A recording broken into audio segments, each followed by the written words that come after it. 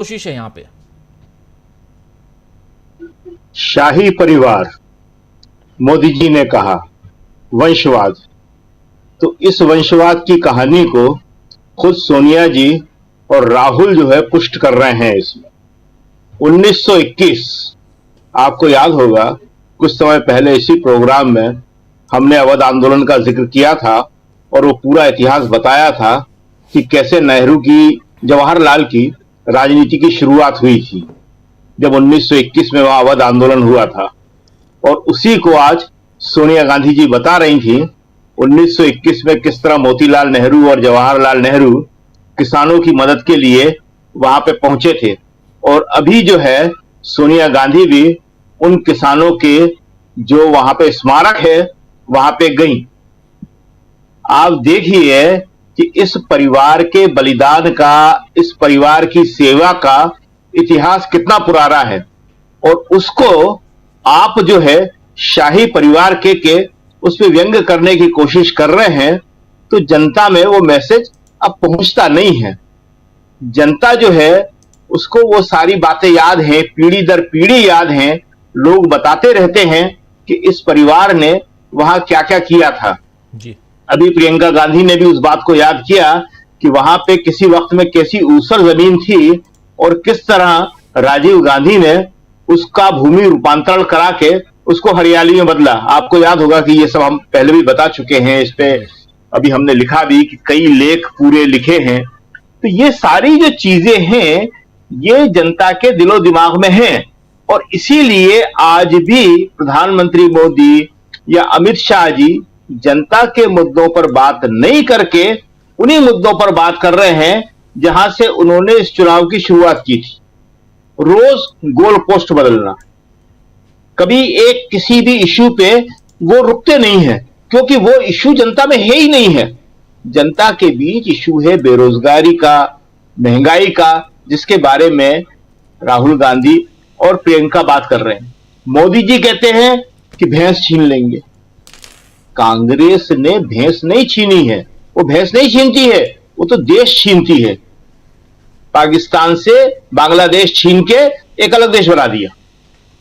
तो जनता अब क्या ये बात समझती नहीं है? आप भैंस का जिक्र करोगे उसको याद आएगा छीनने की बात, उसको याद आएगा हाँ इंदिरा गांधी ने छीन लिया था, बांग्लादेश ही पूरा का पूरा छीन लिया था। तो आप भ्रष्टाचार की बात कर रहे हो, कह रहे हो कि मैंने नोटों का इतना बड़ा पहाड़ देखा। लोगों को फौरन याद आ गया कि अभी कुछ दिन पहले तो आपने कहा था कि बोरों में भर भर के, टेम्पो में भर भर के अंबानी और अडानी नोट पहुंचाते। काला धन। आप तो विस्मृति के शिकार हो रहे हैं क्या? देश के प्रधानमंत्री के लिए अच्छी बात नहीं है। अभी आपने खुद कहा था काला धन का बोरों में भर के, टेम्पो में भर के, आज आप इसको बता रहे हैं। आप जो है अभी बात कर रहे थे कि साहब परिवारवाद की, भ्रष्टाचार की, तुष्टीकरण की। रांची में जिसका आप अभी जिक्र कर रहे थे नोटों के पहाड़ का, वहीं दूसरे लोगों को जो मुसलमान नहीं थे उन्हें टोपी लगा के, जो नमाज पहनने की टोपी होती है, आपने बिठा दिया था यह बताने के लिए कि देखो हमारे साथ मुसलमान हैं। अभी आपने एक टीवी के इंटरव्यू में खुद कहा कि मुसलमानों को बीजेपी के ऑफिस में जाकर कब्जा कर लेना चाहिए। जी। मतलब आपकी क्या कौन सी ग्रंथि है ये कि आप एक तरफ कह रहे हैं तुष्टीकरण, एक तरफ आप मुसलमानों से कह रहे हैं बीजेपी के ऑफिस में जाओ वहां कब्जा कर लो, देखता हूं कौन भगाता है। अरे भाई, जो थे आपके शाहनवाज हुसैन और मुख्तार नकवी, उन्हें तो आपने टिकट तक नहीं दिया। वो किसी हाउस में भी नहीं है आज, मंत्री बनना तो दूर की बात है। एक भी सांसद आपका नहीं है। और जिस कश्मीर में हमेशा से 3 सीटों पर आप चुनाव लड़ते रहे थे, लड़वाते रहे थे, मुसलमान को भी टिकट देते थे, कश्मीरी पंडित को भी टिकट देते थे, इस बार तो आपने वहां टिकट ही नहीं दिया जी, चुनाव ही नहीं लड़ा। और अभी आप बात श्रीनगर की कर रहे थे कल कि वहां इतना अच्छा परसेंटेज हुआ है 96 के बाद। 96 का आपको याद है कुछ? कांग्रेस ने चुनाव कराया था विधानसभा का, आपने तो सारे रिकॉर्ड तोड़ डाले। उस वक्त 87 के बाद 96 में विधानसभा का चुनाव हुआ था, 9 साल बाद। क्यों? क्योंकि भारी मिलिटेंसी थी, पाकिस्तान ने बड़ी तादाद में आतंकवादी कश्मीर में भेज रखे थे। कांग्रेस की सरकार ने, भारत की सरकार ने, देश के लोगों ने उसके खिलाफ लड़ाई लड़ी थी और 96 में विधानसभा चुनाव करके एक चुनी हुई सरकार बना दी थी। आपने तो विधानसभा भंग करी 18 में और अभी तक चुनाव नहीं कराए। आखिरी चुनाव मोदी जी याद है कब हुए थे विधानसभा के? 2014 में। 2014 से 2024 हो गए 10 साल। 10 साल से वहां चुनाव नहीं हुए, चुनी हुई सरकार नहीं है। और आप बात कर रहे हैं श्रीनगर में वोटिंग परसेंटेज की। श्रीनगर के अंदर, कश्मीर के अंदर किन विपरीत परिस्थितियों में नरसिम्हा राव की सरकार ने चुनाव कराए थे, वहां पे किस तरह चुनी हुई सरकार आई थी, पाकिस्तान का पूरा प्रचार तंत्र ध्वस्त कर दिया था वहां पे, और कश्मीर के लोगों ने किस तरह साथ दिया था। खुद वाजपेयी जी ने कहा था कि कश्मीर की लोगों के बदौलत ये दिन देखने को मिले हैं, सामान्य स्थिति की बहाली हुई है। अब पता नहीं मोदी जी के जो ऑफिसर हैं, सब बहुत काबिल ऑफिसर हैं, हम जानते हैं सबको जी। भारत के जो ब्यूरोक्रेसी है वो हमेशा बड़े योग्य लोगों की रही है, तो उनकी सुनते नहीं है या वो बता नहीं पाते, क्या कारण है हमें नहीं मालूम। देश में इस दौर में जब से आतंकवाद शुरू हुआ है, जितने प्रधानमंत्री रहे हैं, नरसिम्हा राव, देवगौड़ा, जो आज इनके साथ आ गए, देवगौड़ा जी से ही पूछ लीजिए आप, देवगौड़ा जी सब बता देंगे। गुजराल, खुद वाजपेयी जी, इन लोगों ने, मनमोहन सिंह, किसी ने भी कश्मीर को कभी भी दलगत राजनीति का विषय नहीं बनाया। मोदी जी उसको दलगत राजनीति का विषय बना रहे हैं, हमेशा उसको जो है राष्ट्रीय इशू बनाया। तो आज की तारीख में मोदी जी जिस तरह गोल पोस्ट बदल रहे हैं, उससे तो यह लगता है कि अमित शाह जी ने जो बंगाल में बोला उस बात में कोई तथ्य नहीं है। वो देख रहे हैं मोदी जी और अमित शाह कि जो विपक्षी पार्टी का स्ट्राइकर है वो तेजी के साथ गोल पर चढ़ के दौड़ रहा है, राहुल गांधी, तो आप गोल को उठा के दूसरी जगह रख देते हैं। इससे टीम हारने से बचती नहीं है कभी भी।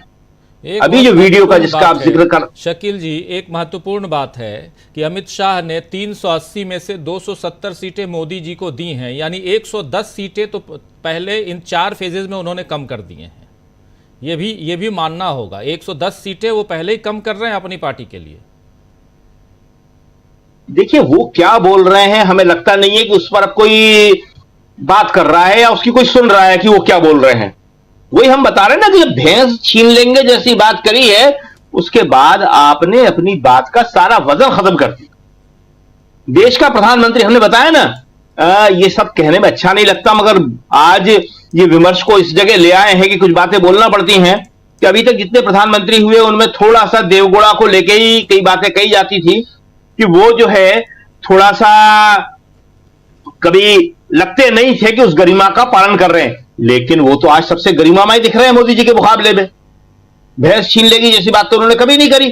मंगलसूत्र, भैंस, तो हमने बताया ना आपको उदाहरण कि लोग ये कह रहे हैं कि कांग्रेस भैंस, कांग्रेस तो देश छीनती है, बांग्लादेश छीन लिया था इंदिरा गांधी ने, और भैंस एक ही क्यों छीनेगी भाई, छीनने जाएगी दोनों नहीं छीन लेगी।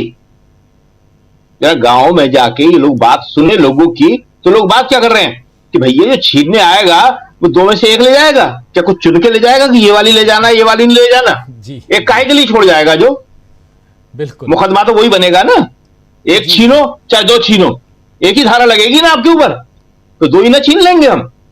सही बात है। तो ये सारी बातें कि आज मोदी जी क्या कह रहे हैं, शाही परिवार और नोटों का पहाड़ और भ्रष्टाचार, और ये इनका असर नहीं हो रहा। अगर असर होता तो ये इसी पे रुक जाते। हमने बताया ना, श्रीनगर की बात करने लगे, श्रीनगर के वोटिंग परसेंटेज की, लेकिन वो भूल गए कि 96 का जिसका उदाहरण दे रहे हैं वो लोकसभा चुनाव का, उस लोकसभा चुनाव की पृष्ठभूमि बनी थी विधानसभा चुनाव से। और वही हम कह रहे हैं कि जरा अफसरों से बात कर लें, ब्यूरोक्रेट से बात कर लें, विदेश सेवा के भी हैं, आईएएस भी हैं, आईपीएस भी हैं, और खुद देवगौड़ा जी हैं अभी तो, खुद देवगौड़ा जी हैं अभी तो। देवगौड़ा जी, क्योंकि देवगौड़ा जी का वहां काम था कश्मीर के अंदर, देवगौड़ा जी कश्मीर जाते थे, देवगौड़ा जी ने वहां पे शांति। आपको आज झांसी की जो रैली थी प्रदीप जैन आदित्य के समर्थन में, और अखिलेश भी वहां पहुंचे थे, वो बुंदेलखंड के लिए बड़ी इंपॉर्टेंट साबित हुई है। देखिए बुंदेलखंड में 8 सीटें आती हैं, और वहां पे जो चुनाव होने वाले हैं उसमें एक बड़ा मुद्दा है पृथक बुंदेलखंड राज्य का। और इसकी घोषणा वहां पे उमा भारती ने की थी 2014 में, जब वो वहां से सांसद बनी थी, लोकसभा सदस्य बनी थी जी। मध्य प्रदेश की रहने वाली उमा भारती को बीजेपी ने झांसी से लड़ाया था। और उसके बाद उमा भारती की घोषणा का समर्थन प्रधानमंत्री मोदी ने, राजनाथ सिंह ने और सारे नेताओं ने किया था। तो वहां जो पृथक बुंदेलखंड राज्य का आंदोलन चल रहा है वो बड़ी ताकत से, पूरी ताकत से बीजेपी का विरोध कर रहे हैं। आज की ये रैली ने दिखा दिया कि वहां पे कितनी बड़ी तादाद में राहुल गांधी और अखिलेश को सुनने के लिए लोग आए थे। प्रदीप जैन जो है वो वहां से पहले भी एमपी रहे हैं, मंत्री रहे हैं, और बुंदेलखंड की 8 सीटों पे झांसी से प्रभाव पड़ता है सीधा सीधा। झांसी वहां का सबसे बड़ा शहर है, सबसे बड़ा इलाका है।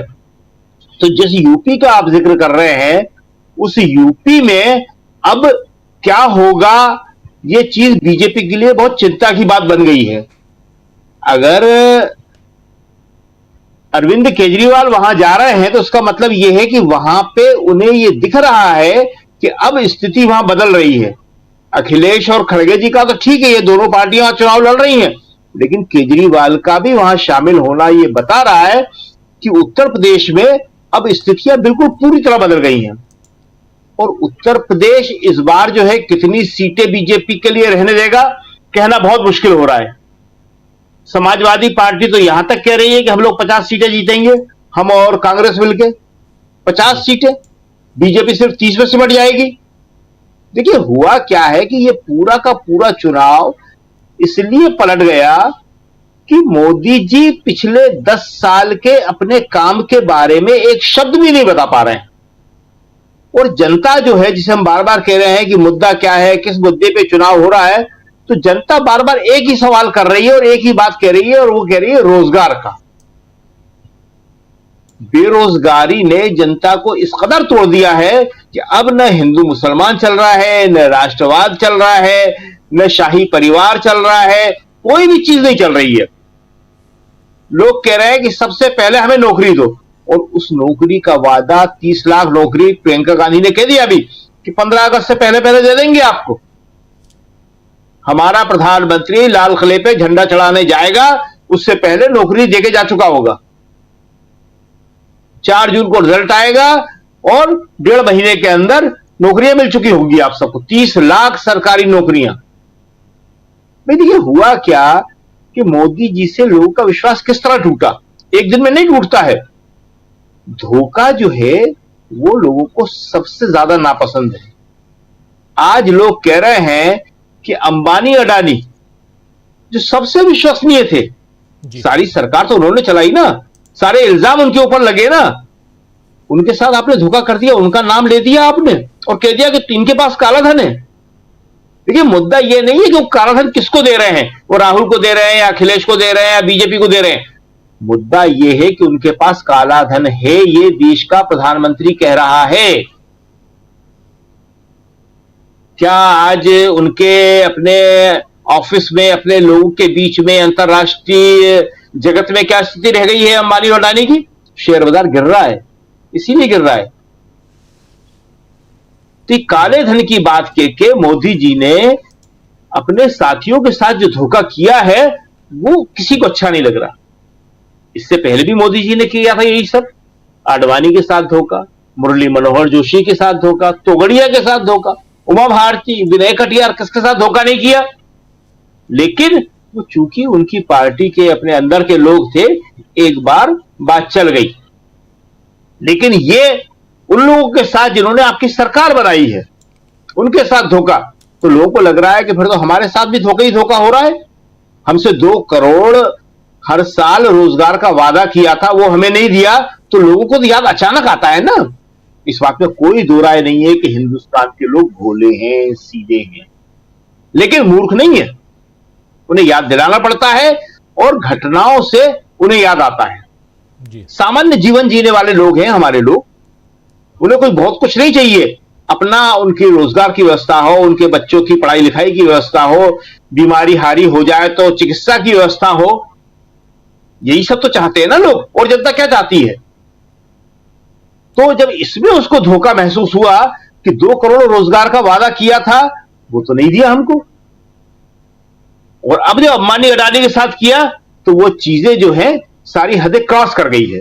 और इसलिए आज की तारीख में जो आप ये सवाल कर रहे हैं, तो इस सवाल का जवाब यही है कि 4 चरणों में चुनाव एक रूप ले चुका है जी।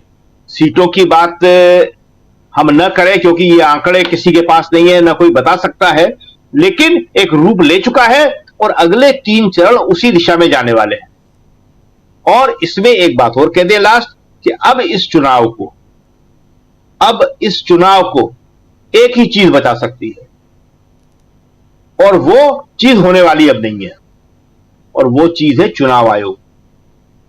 लेकिन चुनाव आयोग को भी, हिंदुस्तान की ब्यूरोक्रेसी को भी अच्छी तरह मालूम पड़ गया है कि अब नतीजे बहुत खतरनाक होने वाले हैं।